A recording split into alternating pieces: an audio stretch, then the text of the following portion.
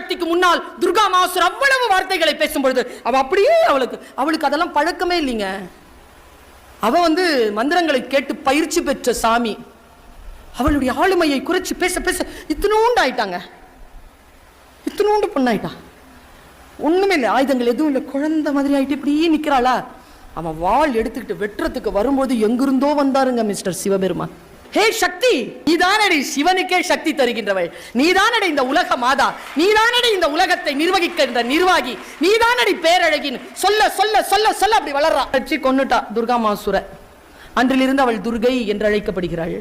நான் இதையும் உங்ககிட்ட சொல்றேன் தெரியுமா, உலகத்துல நிறைய பேர் துர்கா மாசுரர்களாக சுற்றி கொண்டிருக்கிறார்கள்.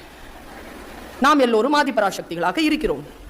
நம்மை காப்பாற்றுவதற்கு சிவபெருமான் வரும் வரைக்கும் காத்திருவாமல், நீ சொல்லுவது எனக்கு புரியதடா, உன்னுடைய வார்த்தைகள் என்னை பாதிப்படைய செய்யாது என்று நாம் எழுந்து நின்றால் இந்த உலகம் நம்மை பார்த்து அச்சப்படும், நம் அருளுக்காக காத்திருக்கும்.